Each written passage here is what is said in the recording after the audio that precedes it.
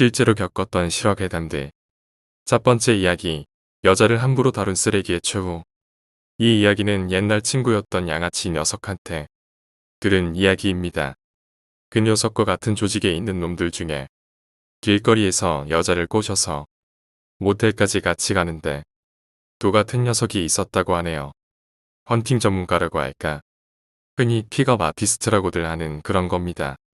어느 날 내 친구는 평소처럼 그 헌팅맨한테 전화를 받아 밤거리로 놀러 나갈 생각이었다고 합니다.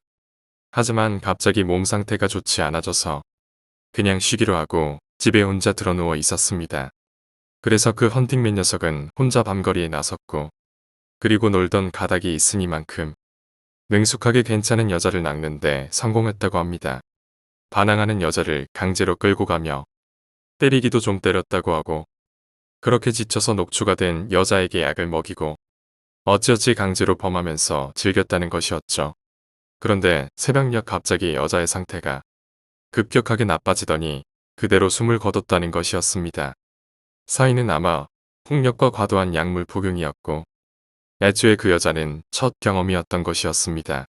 경찰에게 잡혀가는 것만은 피하려고 새벽부터 조직의 시체를 가지고 찾아갔고 중간 보스에게 울면서 매달렸지만 그 여자의 얼굴을 본 중간 보스는 그대로 얼어붙었습니다.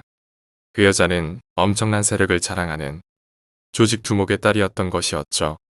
이 사실이 밝혀지면 경찰이 문제가 아니라 조직 간의 전쟁까지 이어질 수도 있고 마약을 강제로 먹인 데다 폭행까지 가했기에 몸 안에는 마약 성분이 그대로 남아 있었겠죠.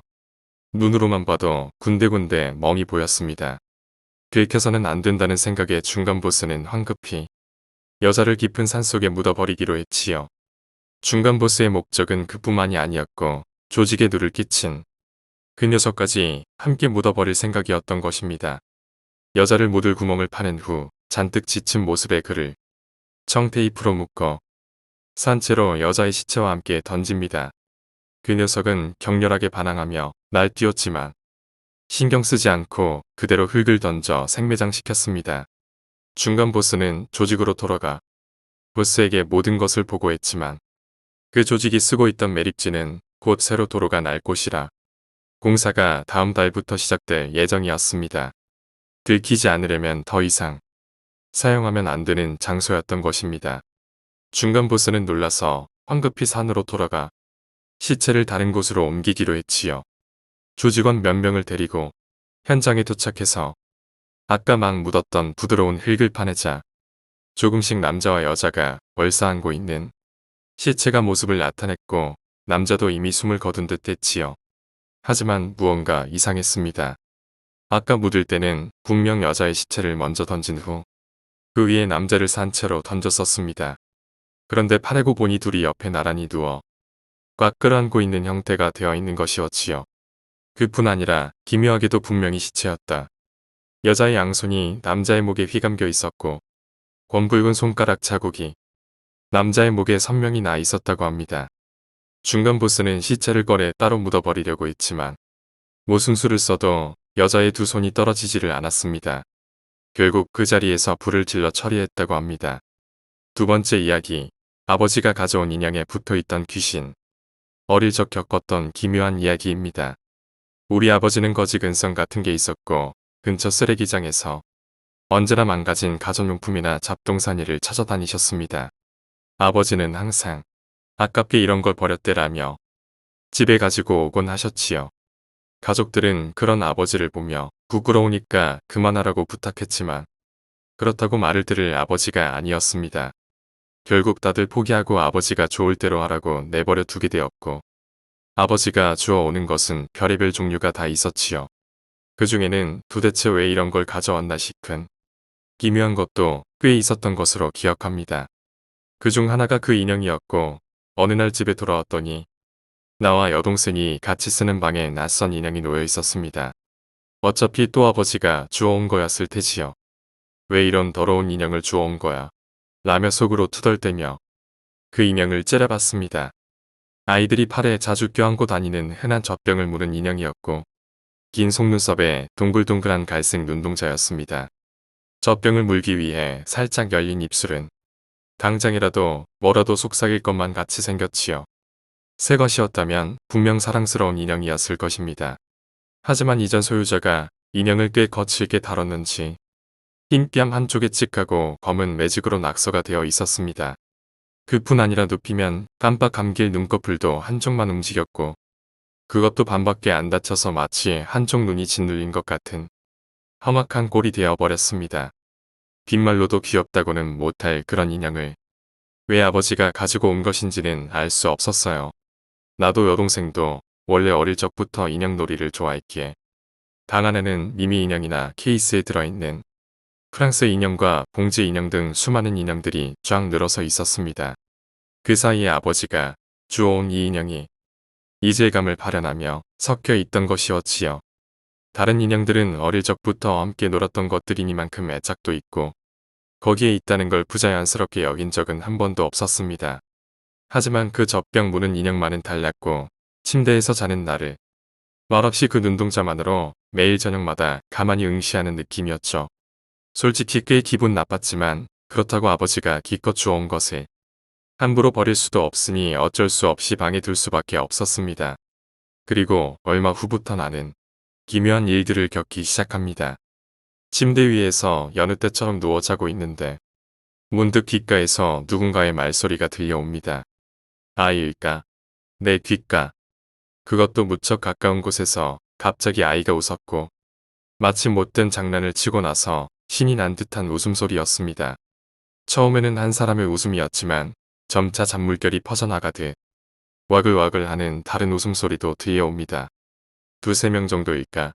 전부 어린 아이가 웃는 것 같은 순진한 웃음소리였지요. 그러다 갑자기 소곤소곤 무언가를 이야기하는 것이 들려왔습니다. 처음에는 바깥에서 아이들이 놀고 있나 싶었지만 이런 한밤중에 놀고 다닐 아이들이 있을 리 없었습니다. 게다가 소리는 바로 내 귓가에서 나고 있었고 아이들이 무슨 이야기를 하는지 잘 들리지 않았지만 조금씩 이야기가 귀에 들어오기 시작합니다. 눈을 감고 있음에도 위에서 내 얼굴을 빤히 들여다보고 있는 누군가의 기척이 확실히 느껴졌습니다. 게다가 혼자가 아닌 여럿의 시선이었고 갑자기 나타난 그들은 내가 자고 있는지 아닌지를 확인하려는 듯 했습니다. 그러다 그중 한 명이 자고 있는지 아닌지 시험해보자 라고 말하는 게 들립니다. 그 순간 내 몸은 벌벌 떨리기 시작하고 온몸에 소름이 쫙 돋았었고 지금까지 느껴본 적 없는 공포에 온몸이 굳어버리게 됩니다. 결코 눈을 떠서는 안 된다고 느꼈고 그것들을 보면 분명 안 좋은 일이 일어날 것만 같았고 그러니까 그들을 절대로 보면 안 된다고 생각하고 두 눈을 꼭 감고 있었습니다. 본능적으로 그렇게 느끼며 나는 마음속으로 사라지라고 필사적으로 신에게 빌었습니다. 하지만 변함없이 머리맡에서는 아이들이 내 얼굴을 바라보며 소근소근 무언가를 이야기하고 있습니다. 그 후로 의식이 사라지고 정신을 차리자 이미 아침이었고 눈을 뜨고 그저 악몽을 꿨다고 생각하며 나는 아침이 되었다는 것에 가슴 깊이 안심했지요. 하지만 그 꿈은 한 번으로 끝나지 않았고 그날부터 나는 같은 꿈을 계속 꾸게 되었던 것이었습니다. 침대 위에서 내가 자고 있으면 어디에선가 아이의 웃음소리나 이야기 소리가 들려옵니다. 처음에는 이야기 소리뿐이었지만 점차 머리맡을 누군가가 떠들썩하게 뛰어다니기도 합니다. 두세 명뿐이었던 목소리도 점점 늘어나 수많은 사람들이 내 주변에서 이야기하고 즐겁다는 듯 뛰어다니고 있었죠. 스피커에서 끊임없이 사람 목소리가 들려오는 것 같은 상태가 계속 이어져 나는 몹시 무서웠습니다. 모두 어린아이의 목소리였고 순진하게 웃는 소리, 까불며 떠드는 소리, 그리고 그 중에는 명확하게 내게 아기를 가진 목소리도 있었던 것으로 기억합니다. 그들은 내 귓가에서 내 얼굴을 바라보며 즐거운 듯 자는 거냐며 말을 걸어옵니다. 대답하면 안 돼. 눈을 뜨면 절대 안 돼. 몸은 가위에 눌린 것처럼 굳어서 손가락 하나 움직일 수 없었죠. 나는 부들부들 떨며 공포와 싸우며 꿈에서 깨기만을 그저 신에게 간절히 빌 뿐이었습니다. 또 누군가 내 옆에서 달리고 있었고 타박타박 복수의 작은 발소리도 들려옵니다. 하지만 그럴 리 없습니다. 나는 2층 침대에서 자고 있는데 그들은 발소리를 내면서 공중을 이리저리 돌아다니는 것이었죠. 그렇게 무서운 꿈을 매일 같이 꾸니 나는 심각한 우울증에 빠지고 말았습니다. 그것이 인형 때문이라고 느낀 것은 어느 날 낮잠을 자고 있을 때였지요. 반쯤 잠에 빠져 정신이 흐릿한 와중에 나는 또다시 그 꿈을 꾸었고 떠드는 아이의 기척을 느끼고 나는 왠지 이건 그 인형이구나 하고 느꼈던 것이었죠. 왜 그렇게 생각했는지 설명할 수도 없고 이유도 없었고 하지만 반드시 그렇다는 직감이 있었습니다. 정확히 말하자면 틀린 것일지도 모릅니다. 내 얼굴을 바라보고 집요하게 내가 자는 것인지를 확인하려는 그 녀석은 그 젖병을 무는 인형이 아니라 젖병을 무는 인형 속에 숨어있는 무엇인가라고 나는 느꼈습니다. 하지만 이런 이야기를 누군가에게 털어놓을 수는 없었고 정신이 나간 거로 생각할 게 틀림없었기에 나는 혼자 끙끙 앓고 있었습니다.